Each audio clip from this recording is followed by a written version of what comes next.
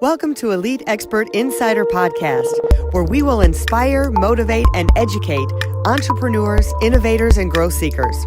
Brought to you by Elite Online Publishing, making the best and brightest in the industry #1 best-selling authors. 80% of people say they want to write a book. We're assuming that's the same for you.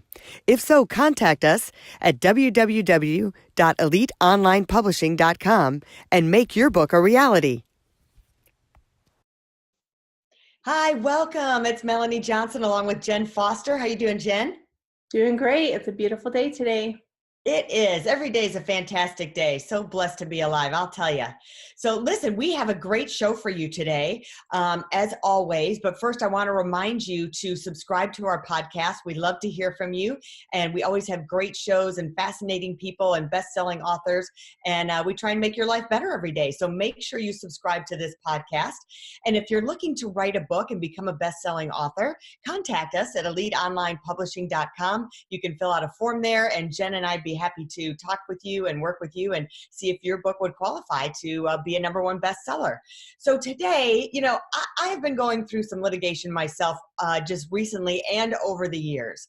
No one likes to go to court, and lawyers sometimes get a bad rap, but I got to tell you, we've got the most incredible lawyer here today. She is the best-selling author of The Courage to Stand. She really advocates for her clients, unlike any other lawyer that I've seen, and she has the secret weapon that she wins all of her cases. How about that? So her book is going to it teaches us how to strategize if you do get in that situation for a lawsuit. Sandra, welcome. Sandra Spurgeon, so glad to have you here today.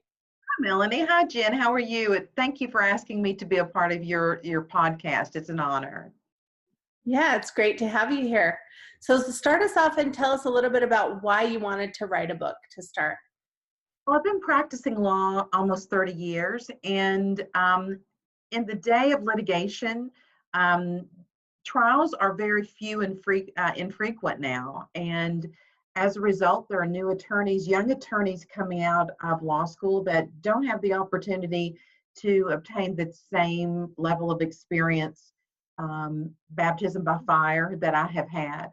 So it's really an opportunity to pay forward in my profession. Since the pre-launch, it's been interesting. I've had such an outpour from lay people, from the public, wanting to know the inside, what really goes on behind the scenes in getting a case ready for trial and taking it to trial. Well, share a little bit with that. What does it take? What are some of the first steps that you have to do after someone comes to you and you decide you're going to take the case? Well, I think that we've spent a lot of time when we were working on the book, talking about how important the case selection criteria is. And if that potential client meets that criteria, then really the investigative process begins before you file suit, making sure that you obtain all of the records pertaining to that client and the collection of the damages or items of damages that they're going to seek. And then you really begin working the theme of your case. Having a trial or trying a case is very much like a Broadway play. The attorney is not the center or the star of the show. They really are the moderator. And what they're doing is that they're having others tell the story, particularly in tragic loss cases. You have other people telling the victim's story. And so you're orchestrating, you're putting it together, you're the producer. You're putting the pieces together, the witnesses together, who fits what element, and whether it be proving the actual element that you need to prove to sustain the tort that you're trying to prove, product liability, or medical malpractice. All of these are usually torts, and damages. So it's really a blend of putting on lay witnesses and then your experts and making sure that everyone's streamlined and ready to tell their story. That's great. So tell us, you came to us with this book, which I thought was fabulous. And tell us a little bit about the response that you've had. Well, as I said, I wrote it initially. I wanted to launch my consulting career because I think that when you tell people that you've tried, over 120 cases, it's really rare in this day and age. And to actually get it through verdict and then withstand the appeal 100% of the time as well. And so people started talking to me, colleagues, about what you do, how you do it, what is your secret. And it's so funny because trial attorneys, we are all very sort of withdrawn or very sort of quiet outside of the courtroom about our techniques. And it really is a shame because I felt like you needed to share it with the world. You need to share it with young attorneys and to show them how it's done. And so as we began the pre-launch, I think the first Facebook Live that I had thousands of inquiries from people, not necessarily with legal problems, but wanting to know, how do you select a jury? What's the criteria? What do you do behind the scenes to try to get to know these people before you come in the courtroom? How do you make sure that everything's organized and ready to go? And how do you handle so many pieces of paper? And how do you know how to put the case together? And so it's really a pleasure because it's something I've done for almost 30 years, thrown in the backwoods of Eastern Kentucky, trying these cases. At the time, it really felt like life or death at times, and trying to struggle through and get the verdict in cases in jurisdictions where it was hard to get the verdict that you wanted, or to get the decision that you thought was right. And to be able to do that, it was just very elementary. It's very secondhand to me. And when others ask questions, I really realize how honored I am to have all the experience of all of those baptism by fires type cases that I've tried. And now, as I've advanced my career to catastrophic type losses, how all of that just has been a beautiful experience for me to be able to help others, but also now to be able to teach others how to do it in the courtroom. I think that's wonderful that you're leaving that legacy and sharing that with the world. And you mentioned before about lawyers not really sharing that information. Is that because of competition? What is that about? Do you know? I have always said, I try to fly under the radar. And I really, as I began exploring whether I should write this book or not, I thought, what does that really mean?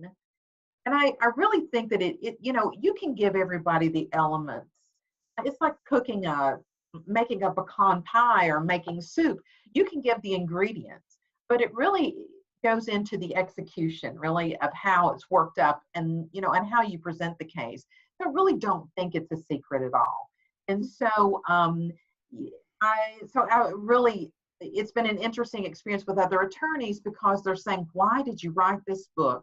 A lot of attorneys publish trial guides, and which is a wonderful technique, but they're just written pages, right? They don't have real life trial experiences. People love trial stories because sometimes the case you think you're going to present in the courtroom is not what happens at all.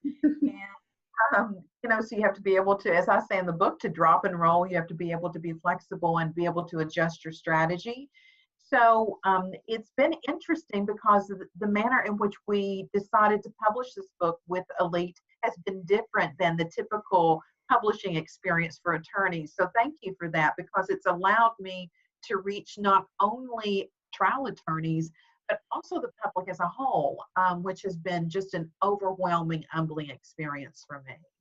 And I like that you say to reach the public as a whole, because I think it's real important that this book is not just for lawyers. It's really for everybody. And Sandra was mentioning that people love to hear of the trial cases, and she's got a lot of great examples in there. When we were working one-on-one with her book, I was like, oh my gosh, I've learned so much in the stories. I just wanted to know. I wanted to make like a TV show out of all the stories she was telling in there. And the way that you tell it is just so amazing. I love that you just capture me when the way that you're telling the story. So I recommend everyone to get the book, as well as I think what is a great lesson and help made you really successful more than other people is Sandra's created these strategies. So talk us through a little bit. I mean, I know you have some of these grids that you made up and different things, but you just came up with different systems. And like you say, other people can use it, but they still need your secret sauce, so to speak. But how important do you think that is for an attorney or anybody in their business to have certain tools and systems in place? Well, that it's critical, because you can't, every time you try a case, you can't invent the wheel, right? That's a painful process. When I first started doing catastrophic type entry work, it was a painful process of, oh my gosh, what do you do and how you do it? And I co-counseled with other attorneys in the beginning and watched how they did it and learned. But I wasn't in a big city law firm. I had a very small practice in handling major pieces of litigation, which is very unique. And I've done it, initially did it without all of the complex or all the savvy technology tools that some of the bigger firms had. And it really became, okay, how do you synthesize the information? And it really became where there's a will, there was a way. And, through the years in working up these cases, it's really a tribe. You have a lot of support. You have to have a really good support team, really good associates. And when you're first introducing these young attorneys into this process, they're like, this is an exercise of craziness. And so, because it's just a matter of organization and critical thinking skills and what works and what doesn't. And, so I came up with cliches that are all throughout this, are dropped all throughout this book, so that I could help them understand. I would talk to them about it, tell them what the cliche was, what my experience was, and then we go to work doing it. And then hopefully, when I would go in the courtroom for particular sections of the trial that associate has worked up. Jury selection, it's the red, yellow, green rule. For that staff that helped me work up the jury, the jury pool, so that I can identify what the juror background information is before I go into the courtroom. That staff comes into the courtroom and sits and they watch, because they now understand it's not an exercise of craziness or going above and beyond too much. It's really what you're trying to do is to define and eliminate the risk to the extent that you can. And so jury selection, red, yellow, green. And I go through it in the book, talk to about what that means to me, working with experts, helping them, telling them, helping them, instructing them to get their egos out of the way, because they're withstanding cross-examination of attorneys that sometimes can't be pleasant. And so it really synthesizing the information, helping the expert get ready, it really becomes a technique. And it's awesome, because once I learned how to do it, it became, like I said, secondhand. For others, it's very intimidating if you don't have those processes in place. And it's really a growth opportunity for attorney to continue to grow and to learn how to do this type of work. I think that's excellent that you have all of those systems in place. Just like Melanie was saying, with any business, if you don't have a system, or if you have to reinvent the wheel every time, it's not going to work out how you want it to work out. So that's great that you're sharing this information with others. So, it's so funny, because like with the NCAA, with all the basketball tournaments, I say to other people, some people play sports, I litigate. And it really becomes that intense. I mean, if you think about how you felt last weekend, Melanie, with your team playing, the Spartans playing, and how intense that was, because we were texting back and forth. That's really how I feel when I'm getting ready to go into the courtroom. That's the type of intensity, enthusiasm that I have in like delivering in the courtroom. Might not be a three-pointer, but I'm always trying. I'd say you're always a three-pointer. And the other thing, I think you are definitely an expert in your field, that you could give advice on any type of law or legal situation, whether it's things they're talking on Fox News or CNN, when they need to bring in legal experts. You would be the epitome of the person to bring in to talk about different topics about that. And you are so good with your clients. I think that's what makes you different. And again, this can apply to other businesses. Sandra, talk about, you just have a sharing and a compassion for people. And you really bring this home when you do the closing statements, how you really compassionate, what the client is about and feel for them. And you never make them a victim. Yes. Well, so opening statement is really where you present your case. It's right after voir dire, and you present the case and you tell the jury what the case is about and how you're going to prove it. And it's really not meant to be argumentative. And so as the moderator during the trial, you become very, there's focus should not be on you. You're really in the background, having others tell the story. And then, the closing argument is really the opportunity to bring to the jury your message, of what you brought to them to hear, what the meaning of what they heard was, and how that translates to damages. And the people that have had the opportunity to represent, their lives have been forever changed. And so giving a voice to those people who don't have a voice otherwise, who really didn't want a lawyer. They didn't really want to be in the courtroom. They didn't want a litigation. They don't want to be a litigant. It's a tough road. And so to be able to give a voice to those people, to provide them protection in the courtroom while we're proving that case, and to be that voice for them it's been very rewarding to me, more than money could ever bring. That's Well, we're excited. Your book is a bestseller in 7 categories, #1 bestseller. It's a terrific book. Again, it's not just if you're a lawyer, it's for everybody. If you like watching any of the law shows, you're going to enjoy this book. If you're a business person and want to learn new strategies, you can apply a lot of the things that Sandra does to your business and personal life to be a high achiever. So we highly recommend you get The Courage to Stand. It's on Amazon, and we'll leave the link right there. Tell us where else we can find you, Sandra. Well, right now, you mean in terms of social media, or what do you mean? Yeah. So Thru Elite, so always flying under the radar. I never had a Facebook. And so I was introduced that I would have a Facebook. And so it's been interesting because I've been able to connect with so many people, high school, college, law school, people that I've lost track with. So that's sort of been fun. So thank you. But then I have an author's page. Jen at Elite and Melanie have developed an author's page for me that have all of the Facebook Live videos. So you can see my first one when I look like I might pass out. It was so funny. What an experience. But thank you for teaching me how to interact with on social media, because I really had no idea.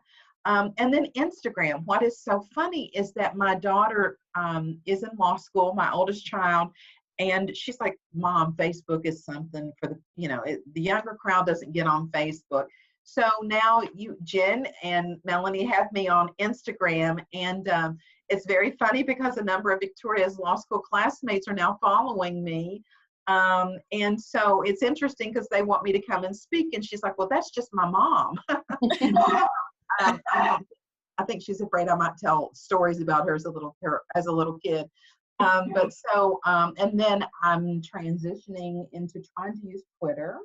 So thank you so much, because I was really off the radar and really didn't realize, just honestly, I always thought what I did was no big deal. I knew what to do and knew how to do what I knew, right? Mm-hmm. And so I didn't really realize that other people wanted to hear it. I didn't realize that people crave that type of information. They want to interrelate. It's nice for them to see me as a human being, someone outside of the courtroom, where I can really show who I really am as a person, and share photographs of my kids and my life. So, as we transition into this public role, people can really understand who I am. That's great. So now you have a book launch coming up. Yes. And what do you have planned for that on the day? Well, we have decided, so as we did the pre-launch, I decided that, I really needed to pay back. And so we'll be announcing within the next week, the majority of the profits for the book will go towards a charitable organization. Not that it's not only on a Kentucky level, but it's on a national level, so that we'll be able to reach thousands of people when they purchase the book. They're also helping others who are less fortunate, which is very important to me, given my upbringing in rural Appalachia and seeing, where the economy is there and being able to help others. Isn't that really what we're supposed to do? So I'm excited about that. We're expecting anywhere between 500 to 1,000 people at the book launch. So I don't know. I'm excited. I have a team that's assembled. taking care of all the details. I'm not allowed to know the details because it really stresses me to know that there's going to be that many people at a book signing for me. So I'm very humbled but excited at the same time to be able to help not only here in Kentucky, but hopefully on a national level. Yeah. Tell us real quick how things have changed. We know that now you're a public persona where before you were more, behind the scenes, but you've had some really awesome opportunities come your way with Macy's and the Kentucky women, leading Kentucky women. To share a little bit about that, how things have changed for you. Well, you just don't really realize how people really support you. I have, I've always been a provider. I've always, had to be a leader in the field that I am and never really had to reach out and ask for help. And so Melanie and Jen and Elite Online come in my life, and all of a sudden I'm having to do professional photography. I'm like, what in the world? So I have to get someone, I have to get the right colors. And then I have now working with a voice coach to help me with my presence in front of others. And so, it really puts you on a stage that I really wasn't comfortable. And I know that the two of you know that more than any two, but so helping me to really become comfortable in showing my heart and being who I am to others has just been, it's been invaluable. And so it's not something that I've ever been able to do until now. And it's really a baptism by fire. But so we are working with, so I've joined Women Leading Kentucky, and have been a member. And so they have their conference in May, the same day as, coincidentally, if you believe in coincidences, the same day as the book launch. So we're hosting a cocktail reception afterwards, and that will be the book launch party. But I'm also giving a scholarship to at least one young lady who will be going into law school in the fall. So that's really exciting. And so we're working on the opportunities to speak there. Macy's, and we're doing the initial talks regarding doing book signings here in Kentucky and hopefully in other locations or venues. So getting the message out is just incredible. It's just an awesome experience. That's terrific. Thanks, Sandra, for coming on our show today. We really appreciate it. Make sure you pick up her book, A Courage to Stand. It's on pre-order right now on Amazon. Just go anytime because you can watch this podcast anytime. So just get the ebook, the paperback, or the hardback book, I believe, is coming out too. So congratulations. We're really excited. So remember to subscribe to our podcast. And if you're looking to become an author and would love to get your book out to the world, then please contact us at Elite Online Publishing, and you can fill out the submission form, and we'll see if you guys would be able to work with us. So thanks so much for coming by today, and we'll see you next time. If you'd like to create the most powerful advertising tool for your business, contact us at eliteonlinepublishing.com, where we will help you create, publish, and make your book a #1 bestseller, and show you how to get new leads and more revenue for your business. If you'd like to check us out on our Facebook page, we have a free book for you as our gift. Just go and click free book. Remember to subscribe and leave a comment for our podcast. We would love to hear from you.